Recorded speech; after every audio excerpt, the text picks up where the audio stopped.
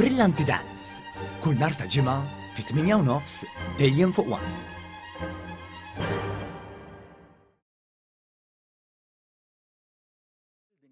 Il-Prim Ministru Robert Abela saħaq li l-Awtorità għall-Bini u l-Kostruzzjoni minnu fih ħarġet notifika biex jitwaffqu x-xogħlijiet f'Birkirkara wara li evidentament deret ħidma perikoluża ta' twaqqih ta' bini.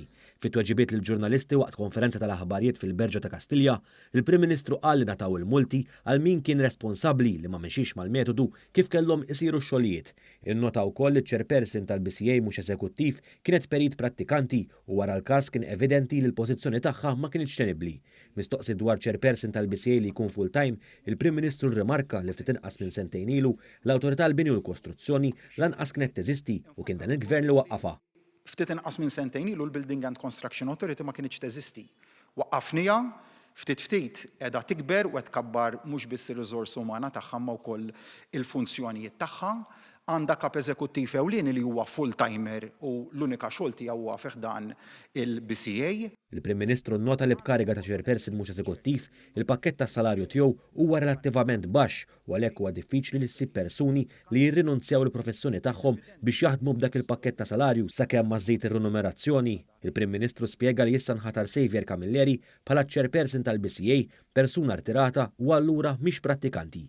Mistoqsi minn ġurnalista tal-Independent dwar l-emenda għal protezzjoni ta' saħħet u ħajjet l-om f'każ ta' komplikazzjonijiet mediċi waqt itqala, il-Prim Ministru qal li mill-jum tal-ġimgħa stess għandu aktar diskussjonijiet ma' qdietu persuni li wrew fehmiet differenti brabta mal-emenda u li dawn id-diskussjonijiet se jintensifikaw fil-jiem li ġejjin. Il-Prim Ministru qal li fid-diskussjonijiet se jiġi identifikati tħassib ġenwin fosthom biex jiġi indirizzat abbuż potenzjali biex imbagħad il-Gvern iressaq emenda għal emenda fi stadju ta' kumitat parlamentari. Iż-żewġ prinċipji iżda jibqgħu hemmhekk illi ħajjet l-omm għalina tibqa' sagrosanta u tittiġi mħarsa u l-istess meta għandek kwistjoni ta' saħħet l-omm li tkun milquta minn periklu gravi għal saħħet hemmhekk iridu nkunu ċari illi aħna l-protezzjoni ta' saħħet l-omm hija daqstant ieħor importanti u se nkunu qegħdin immexxu l quddiem b'dak l-emendi iżda se naraw illi ma jkun hemm ebda forma ta' abbuż minn dak li qed irresqu l quddiem.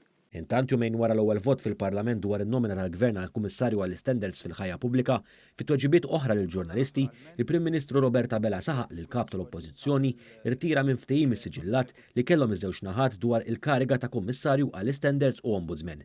Dr. Abela qal li Bernard Grech irtira minn ftehim meta Jim Giel jagħmel dan mill-establishment fil-Partit Nazzjonalista għaliex is-siġġu tiegħu kien perikolat. Dak kien ftehim siġillat li kelli mal-kap tal-Oppożizzjoni iżda li mbagħad il-kap tal-Oppożizzjoni unilateralment irtira minnu biss għaliex l-establishment b'mod ċar qallu li jew tirtira lura jew is-siġġu tiegħek ikun perikolat. Fil-jiem li ġejjin se jittieħed it-tieni vot dwar in-nomina tal-Gvern u jekk ikun hemm il-ħtieġa it-tielet vot jgħaddi b'maġġoranza sempliċi wara mekkaniżmu ta' żblokk li daħħal il-Gvern minħabba attitudni kapriċċjuża tal-kap tal-Oppożizzjoni.